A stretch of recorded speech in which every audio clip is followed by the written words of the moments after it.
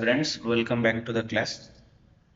So ఈరోజు మనకి భిల్ ప్రదేశ్ ఒక ప్రత్యేక రాష్ట్రం కోసం భిల్ గిరిజన తెగ వాళ్ళు డిమాండ్ చేయడం జరుగుతుంది.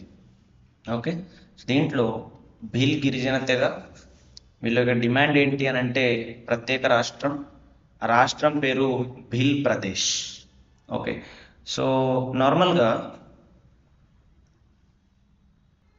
ఈ భిల్ ప్రదేశ్ అనేది 4 రాష్ట్రాలకి వ్యాపించి ఉంది. సో 4 రాష్ట్రాల్లో 49 జిల్లాలతో ఇది కూడి ఉందన్నమాట. సో ఇక్కడ మీరు గమనించాలి, ఆంధ్రప్రదేశ్ నుంచి 2014లో ఏ విధంగా అయితే ఏపీ అండ్ తెలంగాణ డివైడ్ అయింది. సో ఇవి ఒక రాష్ట్రం నుంచి ఒకటి రెండుగా చీలింది. ఓకే, ఒకటి రెండుగా చీలింది. కానీ ఇప్పుడు ఈ భిల్ ప్రదేశ్ యొక్క డిమాండ్ మీరు ఒకసారి గమనిస్తే ఇక్కడ మీకు డిఫరెంట్ సినారియో కనిపిస్తుంది.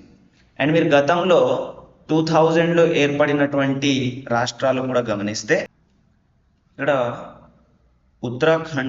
ఉత్తరాఖండ్ని ఉత్తరప్రదేశ్ నుంచి, తర్వాత బీహార్ నుంచి జార్ఖండ్ అండ్ మధ్యప్రదేశ్ నుంచి ఛత్తీస్గఢ్. సో ఒకసారి ఇక్కడ చూడండి, మనకున్నటువంటి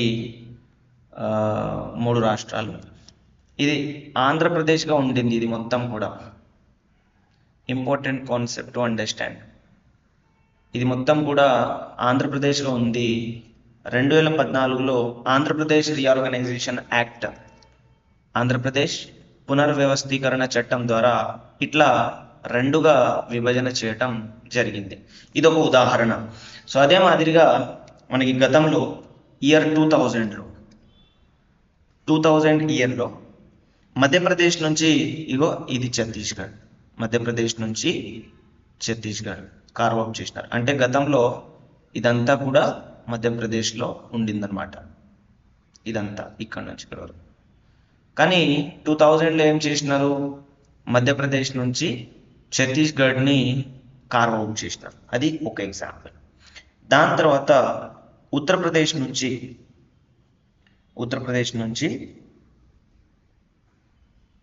ఇది ఉత్తరప్రదేశ్ నుంచి ఉత్తరాఖండ్. సో ఇంతవరకు ఉంటే సో ఈ భాగాన్ని, ఓకే కనిపిస్తుంది కదా, ఈ భాగాన్ని ఉత్తరాఖండ్గా కార్వ్ అవుట్ చేయడం జరిగింది.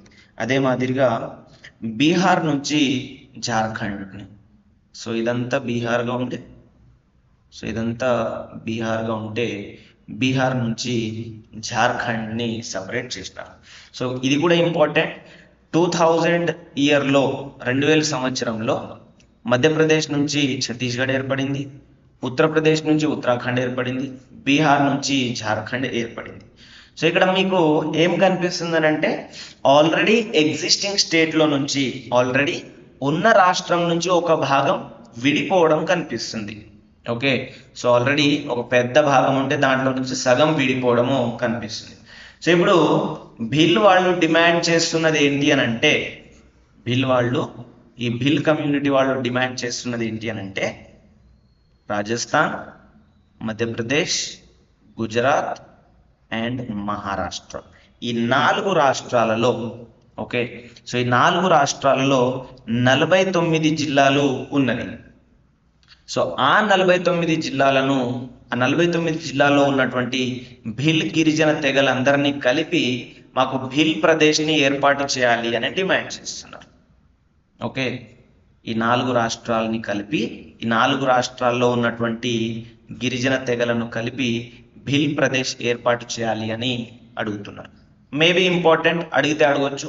సో భిల్ ప్రదేశ్లో ఉన్నటువంటి రాష్ట్రాలు ఏవి అంటే మొత్తం వెస్టర్న్ మోస్ట్ పార్ట్లో ఉన్నటువంటి రాజస్థాన్, తర్వాత మధ్యప్రదేశ్, గుజరాత్ అండ్ మహారాష్ట్ర, ఈ 4 రాష్ట్రాలు ఉన్నాయి. సో ఇంకా దీని గురించి డీటెయిల్స్ మనం చూస్తే దీనికి ఉన్నటువంటి డిమాండ్ మొత్తం ఇప్పుడు 49 జిల్లాలను కవర్ చేస్తుంది అనమాట. సో దాంట్లో 12 జిల్లాలు రాజస్థాన్లో ఉన్నవి.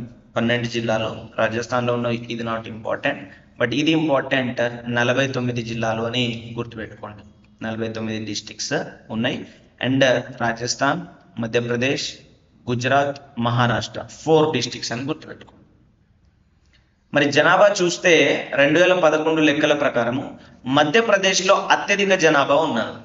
మధ్యప్రదేశ్లో అత్యధిక జనాభా, మధ్యప్రదేశ్ తర్వాత గుజరాత్, తర్వాత రాజస్థాన్, ఆ తర్వాత మహారాష్ట్ర. సో మధ్యప్రదేశ్లో అత్యధిక జనాభా ఉన్నారు. అండ్ రాజస్థాన్ బౌమెన్ అని అంటారు వీళ్ళని. అంటే వీళ్ళని రాజస్థాన్ యొక్క విల్లు, బౌమెన్ అంటే విల్లు అని అంటాం, బాణం విల్లు అంటే. ఓకే, సో రాజస్థాన్ యొక్క విల్లు అని అంటాం.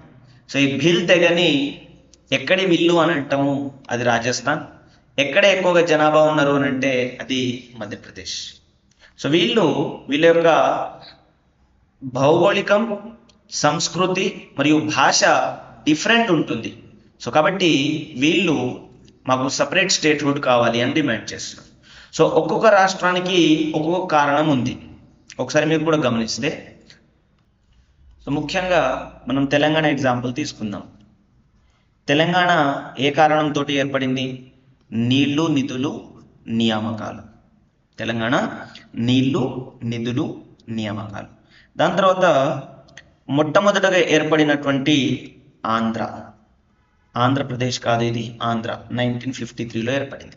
సో ఆంధ్ర ఏ కారణంతో ఏర్పడింది? భాషా కారణం, తెలుగు మాట్లాడేవాళ్ళు.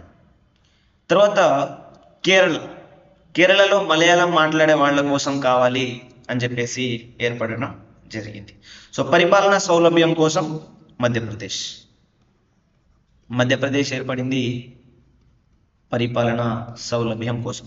సో ఈ విధంగా ఒక్కొక్కళ్ళకి ఒక్కొక్క డిమాండ్ ఉంటుందన్నమాట రాష్ట్రం ఏర్పడేటప్పుడు.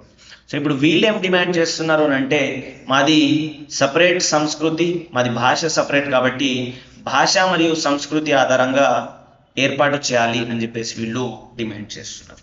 ఓకే, సో దీంట్లో మీరు గుర్తుపెట్టుకోవాల్సినటువంటి అంశాలు ఏంటి అని అంటే, 49 రాష్ట్రాలు, 49 రాష్ట్రాలు. దాని తర్వాత ఇది భిల్ గిరిజన తెగ వాళ్ళు డిమాండ్ చేస్తున్నారు. అది ఎన్ని రాష్ట్రాల్లో, 49 జిల్లాలు ఎన్ని రాష్ట్రాల్లో ఉన్నాయి అనేది 3వ పాయింట్. దాని తర్వాత వీళ్ళు ఎక్కడ ఎక్కువ జనాభా కలిగి ఉన్నారు, 4వ పాయింట్. వీళ్ళని ఎక్కడి విల్లుగా పిలుస్తారు అని అంటే రాజస్థాన్ విల్లుగా పిలుస్తారు, 5వ పాయింట్ మీరు గుర్తుపెట్టుకోవాలి. తర్వాత ఈ డిమాండ్ 1913 నుంచి ఉంది. ఓకే, సో అప్పుడు గోవింద్ గిరి బంజారా అనేటువంటి ముఖ్య కార్యకర్త మొట్టమొదటిసారిగా డిమాండ్ చేసినాడు. సో డిమాండ్ చేసింది ఎవరు అంటే గోవింద్ గిరి బంజారా. సో నాయకుడు అనమాట. నార్మల్గా ఇప్పుడు మన తెలంగాణ ఫార్మేషన్ వెనకాల ఉన్నటువంటి నాయకుడు అంటే ప్రొఫెసర్ జయశంకర్. దాని తర్వాత పొలిటికల్ లీడర్ ఎవరు అంటే కేసీఆర్ అని అంటాం. సో ఇంకా పాల్గొన్న వాళ్ళు వివిధ నాయకుల పేర్లు మనం చెప్తాం. సో అదే మాదిరిగా లైక్ మనం ఈరోజు ఏ విధంగా అయితే ప్రొఫెసర్ జయశంకర్ గారు అంటామో, అదేవిధంగా గోవింద్ గిరి బంజారా స్టార్ట్ చేసినాడు. ఎప్పుడు అనంటే 1913లో. సో అందుకు గాను మాన్గర్ కోట వద్ద లేదా మాన్గర్ హిల్ వద్ద బ్రిటిష్ వాళ్ళు November 17, 1913 ఊచకోత చేసినారు. సో దీన్నే గిరిజన జలియన్ వాలా బాగ్ అని అంటాం. గిరిజన జలియన్ వాలా బాగ్ అని అంటాం. సో క్వశ్చన్ ఇట్లా కూడా అడగవచ్చు, గిరిజన జలియన్ వాలా బాగ్ ఏ కమ్యూనిటీకి సంబంధించింది? Bhil community, Santhal community, Munda community అని అడగచ్చు. సో కాబట్టి గిరిజన జలియన్ వాలా బాగ్ అనేది ఇన్ఫాక్ట్ జలియన్ వాలా బాగ్ ఊచకోత జరిగింది 1919లో, 1990. కానీ ఇక్కడ మనకి ఈ గిరిజన జలియన్ వాలా బాగ్, సో దీన్నే మాన్గర్ ఊచకోత అని అంటాం. అది ఎప్పుడు జరిగింది అని అంటే 1913లో. సో జలియన్ వాలా బాగ్ జరగకంటే ముందే ఇది జరిగింది అనమాట. సో ఇవి కొన్ని పాయింట్స్ గుర్తుపెట్టుకోవాల్సినవి. దాని తర్వాత మరి భారతదేశంలో ఒక రాష్ట్రం ఏర్పడడానికి నిబంధనలు ఏమున్నాయి అనేది మనం ఒకసారి చూస్తే, ఆర్టికల్ 3 ప్రకారము నూతన రాష్ట్రాల ఏర్పాటు అనేది జరుగుతుంది. ఆర్టికల్ 3 ప్రకారము నూతన రాష్ట్రాల ఏర్పాటు జరుగుతుంది. సో ఆర్టికల్ 2 కూడా కొంచెం సిమిలర్గా సౌండ్ అవుతుంది, అంటే కొంచెం సిమిలర్గా మాట్లాడుతుంది, కాబట్టి ఇక్కడ కన్ఫ్యూజ్ అయ్యేటువంటి అవకాశం ఉంది.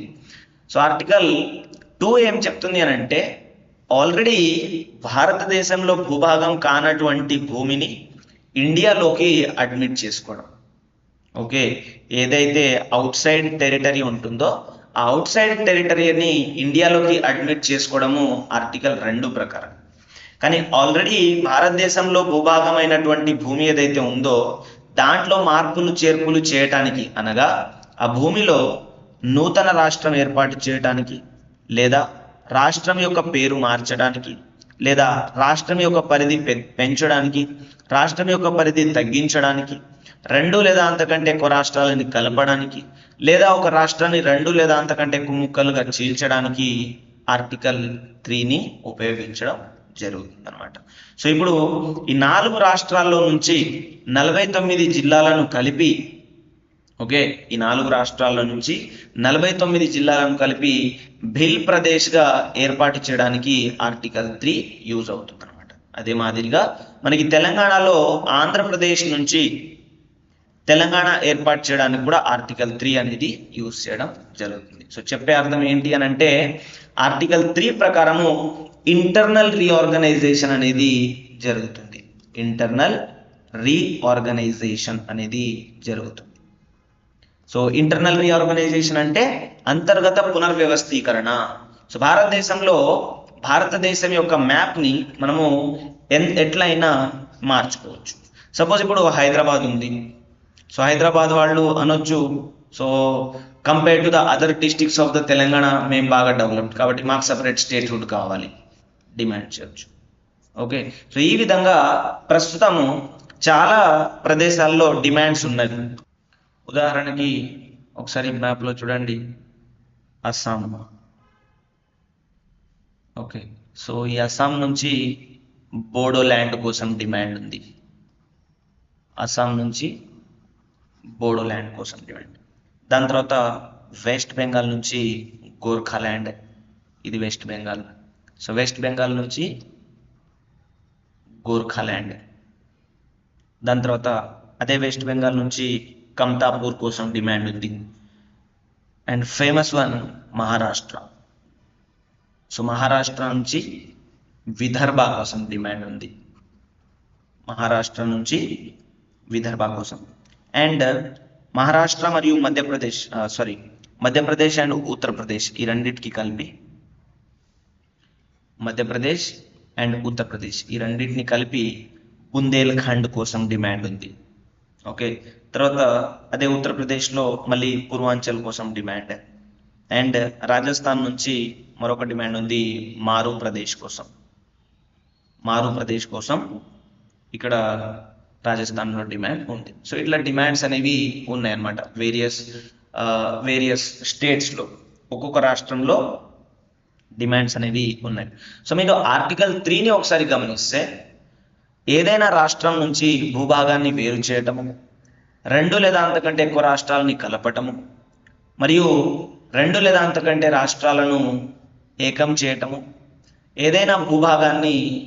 ఏదైనా భాగానికి ఏకం చేయడం. అంటే ఇక్కడ ఫస్ట్ పాయింట్, ఏదైనా ఒక రాష్ట్రం పేరు మార్చవచ్చు, లేదా ఒక రాష్ట్రం నుంచి విడగొట్టవచ్చు, తర్వాత విడిపోయిన వివిధ భాగాలని ఏకం చేయవచ్చు, తర్వాత ఒక రాష్ట్రం యొక్క పరిధిని పెంచవచ్చు, ఒక రాష్ట్రం యొక్క పరిధిని తగ్గించవచ్చు.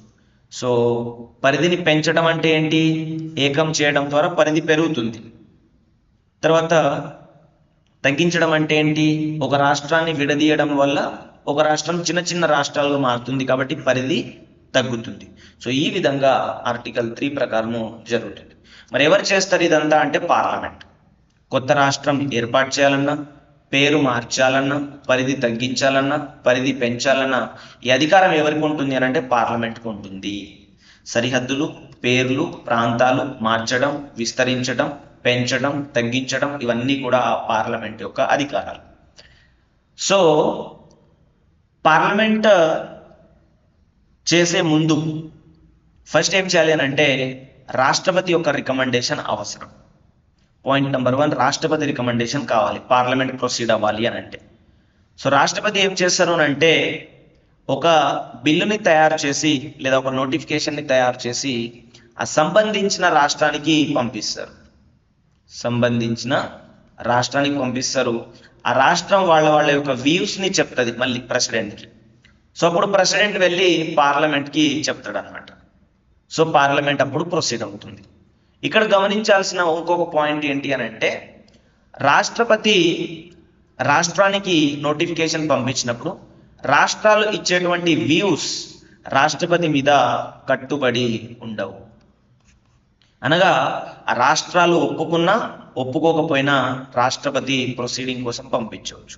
సపోజ్ ఇప్పుడు ఈ విషయంలో రాష్ట్రపతి ఏం చేయాలి అని అంటే అయ్యా మరి రాజస్థాన్ నుంచి 12 డిస్ట్రిక్ట్స్ ఉన్నాయి, తర్వాత మధ్యప్రదేశ్ నుంచి కొన్ని, గుజరాత్ నుంచి మరికొన్ని, మహారాష్ట్ర నుంచి మరికొన్ని, వీటినన్నిటినీ కలిపి భిల్ ప్రదేశ్ చేయాలంట అని చెప్పేసి అన్ని రాష్ట్రాల అసెంబ్లీలకు పంపించాలి. సో పంపించిన తర్వాత ఈ అన్ని రాష్ట్రాల అసెంబ్లీలు రాష్ట్రపతికి రిపోర్ట్ ఇస్తుంది. సో అప్పుడు రాష్ట్రపతికి రిపోర్ట్ ఇచ్చినప్పుడు కొన్ని రాష్ట్రాలు ఏమంటాయి, అఫ్ కోర్స్ ఓకే ప్రొసీడ్ అవ్వండి, భిల్ ప్రదేశ్ని ఏర్పాటు చేయండి అని అంటాయి. మరికొన్ని రాష్ట్రాలు వ్యతిరేకిస్తాయి. సో ఇవి వ్యతిరేకించిన సపోర్ట్ చేసిన వాళ్ళ యొక్క ఒపీనియన్ అనేది రాష్ట్రపతి మీద కట్టుబడి ఉండదు అని గుర్తుపెట్టుకోవాలి. రాష్ట్రపతి కెన్ ప్రొసీడ్ అండ్ తదుపరి పార్లమెంట్ అనేది అట్లా ప్రక్రియని స్టార్ట్ చేస్తుంది. పార్లమెంట్ అట్లా రాష్ట్రాలని డివైడ్ చేయడం అట్లా స్టార్ట్ చేస్తుంది అనమాట. ఓకే, సో కొన్ని ఎంసీక్యూస్ చూడండి. భిల్ ప్రదేశ్ యొక్క డిమాండ్కి సంబంధించి కింది ప్రకటనలను పరిశీలించండి. సో భిల్ ప్రదేశ్ 4 రాష్ట్రాల నుంచి 49 జిల్లాలను కవర్ చేస్తుంది. భిల్ ప్రదేశ్ డిమాండ్ 1913 నాటిది, కరెక్టే. సో అత్యధిక జనాభా రాజస్థాన్లో ఉన్నారు. సో మూడోది రాంగ్, కాబట్టి 3 ఉన్నాయి మొత్తం కూడా ఎలిమినేటెడ్. కాబట్టి ఎందుకు ఎక్కడున్నారు అత్యధిక జనాభా? మధ్యప్రదేశ్లో ఉన్నారు. భిల్ జనాభా అత్యధిక ఉన్నది మధ్యప్రదేశ్లో, కాబట్టి స్టేట్మెంట్ 3 అనేది రాంగ్. సో 2011 జనాభా లెక్కల ప్రకారం భిల్ జనాభా ఎక్కువగా మధ్యప్రదేశ్లో ఉన్నారు. రాజ్యాంగంలోని ఏ ఆర్టికల్ కొత్త రాష్ట్రాల ఏర్పాటుకు సూచిస్తుంది? ఆర్టికల్ 3. సో మొట్టమొదటిసారిగా 1913లో ఎవరు ఏ గిరిజన ఉద్యమకారుడు ఈ రాష్ట్రం యొక్క డిమాండ్ చేసినాడు? గోవింద్ గిరి బంజారా. ఓకే, తర్వాత కింది వాటిలో ఆర్టికల్ 3 ప్రకారము కొత్త రాష్ట్రాలను ఏర్పాటు చేయడానికి పార్లమెంట్కు మార్గం కాదు. అంటే ఏ మార్గం ద్వారా ఏర్పాటు చేస్తారు అనేది మీకు తెలిస్తే ఏది మార్గం కాదో మీకు తెలుస్తుంది. ఏదైనా రాష్ట్రం నుంచి భూభాగాన్ని వేరు చేయడం, ఇది అవును. 2 లేదా అంతకంటే రాష్ట్రాలను కలపడం, ఇది కూడా అవును. రాష్ట్రాన్ని రద్దు చేయడం, ఇది కాదు. రాష్ట్రాల భాగాలను ఏకం చేయడం, ఇది కూడా అవును. సో కాబట్టి సి అనేది ఆన్సర్. సో ఇది మార్గం కాదనమాట. రాష్ట్రాన్ని రద్దు చేయటము ఇన్ఫ్యాక్ట్ అది impossible. So true or false type questions కూడా చూడండి. సో గుజరాత్లోని 12 జిల్లాలు భిల్ ప్రదేశ్ డిమాండ్లు, ఇవి రాజస్థాన్లో. ఇది అవసరం లేదు, అంత స్పెసిఫిక్గా ఏం అడగారు, కాబట్టి యూ కెన్ ఇగ్నోర్ దిస్. ప్రత్యేక భిల్ రాష్ట్రం కోసం డిమాండ్ 1913 నాటిది, కరెక్టే. ఆర్టికల్ 3 ప్రకారం కొత్త రాష్ట్రాన్ని ఏర్పాటు చేయడానికి పార్లమెంట్కి అధికారం ఉంటుంది, కరెక్టే. కొత్త రాష్ట్రాల ఏర్పాటుకు సంబంధించి బిల్లు ప్రవేశపెట్టేందుకు రాష్ట్రపతి సిఫారసు అవసరం లేదు, తప్పు. ఎందుకంటే రాష్ట్రపతి సిఫారసు అవసరం. కొత్త రాష్ట్రాల ఏర్పాటు చేసేటప్పుడు సంబంధిత రాష్ట్ర శాసనసభ అభిప్రాయాలకు పార్లమెంట్ కట్టుబడి ఉంటుంది, తప్పు. రాష్ట్రపతి కట్టుబడి ఉండడు మరియు పార్లమెంట్ కూడా కట్టుబడి ఉండదు. సో రాష్ట్ర శాసనసభ యొక్క అభిప్రాయాలు అవి కేవలం అభిప్రాయాలుగా మాత్రమే పరిగణించబడతాయి, కాబట్టి ఇది కూడా తప్పు. ఓకే, సో ఇంకా దీంట్లో ఇంపార్టెంట్ పాయింట్స్ మాన్గర్ ఊచకోత గురించి. సో మాన్గర్ ఊచకోత 1913లో జరిగింది. సో అది మాన్గర్ హిల్ గుజరాత్ రాజస్థాన్ సరిహద్దులో ఉంది. సో అప్పుడు దీన్ని మనము ఆదివాసీ జలియన్ వాలా బాగ్ అని కూడా అంటాం. సో ఆదివాసీ జలియన్ వాలా ఊచకోత అని అంటాం అనమాట. ఓకే, సో దీనికి వీళ్ళు భిల్ గిరిజనులు బ్రిటిష్ వాళ్ళ దోపిడీ అణిచివేతకి వ్యతిరేకంగా ప్రారంభించారు అనమాట. సో గోవింద్ గురు బంజారా నేతృత్వంలో ఇది స్టార్ట్ అయింది. సో అప్పుడే వాళ్ళు 33 డిమాండ్లు ఇచ్చినారనమాట. బ్రిటిష్ వాళ్ళ పన్నులకు వ్యతిరేకంగా 33 డిమాండ్లు ఇచ్చి మాకు సపరేట్ స్టేట్ కావాలి భిల్ ప్రదేశ్ అని గోవింద్ గురు బంజారా 1913లోనే స్టార్ట్ చేసినారు అనమాట. ఓకే, సో దీన్ని మాంగర్ ఊచకోత అని చెప్పేసి అంటారు. సో బ్రిటిష్ వాళ్ళు కాల్పులు జరిగి 1500 మందిని చంపేసినారు. సో ఆఫ్ కోర్స్ ఇది జలియన్వాలా బాగ్ ఊచకోత కంటే కూడా ఎక్కువ సంఖ్య, అందుకే దీన్ని మాన్గర్ జలియన్వాలా అని అంటున్నారు. సో ఇతను గోవింద్ గురు అప్పుడు ఉన్నటువంటి ఉద్యమకారుడు. సో భీల్ తెగకు సంబంధించి వీళ్ళు ఆర్యన్ జాతికి సంబంధించిన వాళ్ళు. ఇంకొక ఇంపార్టెంట్ పాయింట్, భారతదేశంలో అతిపెద్ద గిరిజన తెగ ఏదైనా ఉంది అంటే అది గిరిజన, ఇది భీల్ తెగ. భారతదేశంలో అతిపెద్ద గిరిజన తెగ భీల్. సో కాబట్టి ఈ కాంటెక్స్ట్లో ఇది గుర్తుపెట్టుకోవాలి. సో ఇంకా మీరు దీంట్లో నోట్ చేయాల్సినటువంటి ఏరియాస్ ఏంటి అని అంటే, ఒకటి భారతదేశం దాని భూభాగాలలో రాష్ట్రాల పునర్వ్యవస్థీకరణ కమిటీలు, కమిషన్లు మరియు రాష్ట్రాల ఏర్పాటుకు సంబంధించిన క్రోనాలజీ మరియు పేర్లు మార్పుకు సంబంధించినటువంటి క్రోనాలజీని మీరు గుర్తుపెట్టుకోవాల్సిన అవసరం ఉంటుందన్నమాట. దీంట్లో రాష్ట్రాల పునర్వ్యవస్థీకరణ కమిటీలు, రాష్ట్రాల ఏర్పాటు మరియు పేర్ల మార్పు, వీటిని చదువుకోవాలి క్లియర్గా, ఎందుకంటే క్రోనాలజీలో కూడా అడిగే అవకాశం ఉంటుందన్నమాట. సో ఒక ఎగ్జాంపుల్స్ కొన్ని చూడండి. నార్మల్గా గుజరాత్ 1960 ఇయర్స్ కూడా ఇంపార్టెంట్, క్రోనాలజీలో అడుగుతారు. ఓకే, సో ఇంతకుముందు ఉన్నటువంటి బొంబాయి రాష్ట్రాన్ని మహారాష్ట్ర మరియు గుజరాత్గా విభజన చేసినారు. 1961లో పోర్చుగీస్ పరిపాలన నుంచి దాద్రా నగర్ హవేలీని కేంద్రపాలిత ప్రాంతంగా మనము దక్కించుకున్నాం. ఓకే, సో అదే మాదిరిగా 1961లో అదే పోర్చుగీస్ నుంచి డామన్ డియు అండ్ గోవా, వీటిని మనము కేంద్రపాలిత ప్రాంతాలుగా దక్కించుకున్నాం.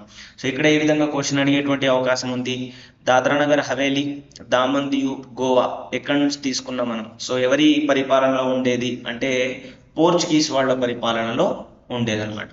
సో అటువంటి గోవా 1987లో రాష్ట్రంగా ఏర్పడింది. సో గతంలో చాలా ఎగ్జామ్స్లో అడిగిన క్వశ్చన్ ఇది.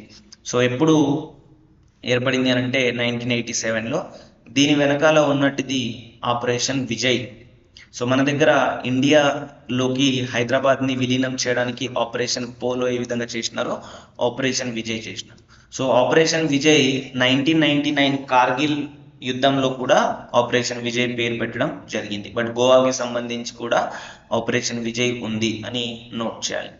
సో తర్వాత 62లో ఫ్రెంచ్ నుంచి మనం పుదుచ్చేరిని స్వాధీనం చేసుకున్నాం. సో పుదుచ్చేరి ఎవరి దగ్గర ఉంది అని అంటే ఫ్రెంచ్ వారి దగ్గర ఉంది. సో ఇది పుదుచ్చేరి అనమాట. మొత్తం డీటెయిల్డ్గా చెప్పట్లేను, జస్ట్ ఎగ్జాంపుల్స్ చెప్పి కొన్ని చెప్తున్నాం. సో ఇది పుదుచ్చేరి. సో ఈ పుదుచ్చేరి అనేది మనకు ఫ్రెంచ్ వారి చేతిలో ఉండడం జరిగింది. తర్వాత ఉన్నవి గోవా, దామన్ దీవ్, దాద్రా నగర్ హవేలీ. సో ఇవి ఎక్కడ ఉన్నాయనంటే ఇక్కడ గోవా, ఇది దామన్ దీవ్, ఇది దాద్రా నగర్ హవేలీ. సో ఇవన్నీ కూడా పోర్చుగీస్ వాళ్ళ పరిపాలనలో. ఓకే, ఇవి పోర్చుగీస్ పరిపాలనలో, ఇది మాత్రం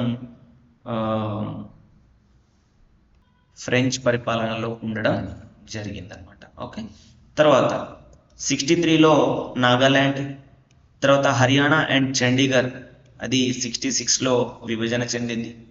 హిమాచల్ ప్రదేశ్ 71లో కేంద్రపాలిత ప్రాంతం నుంచి రాష్ట్రంగా ఎలివేట్ చేయబడింది, అంటే రాష్ట్ర హోదా ఇవ్వడం జరిగింది. 72లో మేఘాలయ, త్రిపుర అండ్ మణిపూర్, సో ఈ ప్రాంతాల నుంచి మనకు మేఘాలయను స్వయం ప్రతిపత్తి కలిగినటువంటి రాష్ట్రంగా చేసినారు. 75లో సిక్కిం, 87లో మిజోరాం, అరుణాచల్ ప్రదేశ్, తర్వాత 2000లో ఛత్తీస్గఢ్, ఉత్తరాఖండ్, జార్ఖండ్, 2014లో తెలంగాణ, 2019లో జమ్మూ కాశ్మీర్కి సంబంధించినటువంటి మార్పులు జరిగినవి. తర్వాత కొన్ని పేరు మార్పు చూసుకుంటే 50లో ఉత్తరప్రదేశ్, 69లో తమిళనాడు, 73లో కర్ణాటక, 73లో లక్షద్వీప్, 91లో ఢిల్లీ. సో ఢిల్లీకి నేషనల్ క్యాపిటల్ టెరిటరీ అని పేరు పెట్టడం జరిగింది. తర్వాత 2006లో ఉత్తరాఖండ్, 2006లో పుదుచ్చేరి, 2011లో ఒడిశా.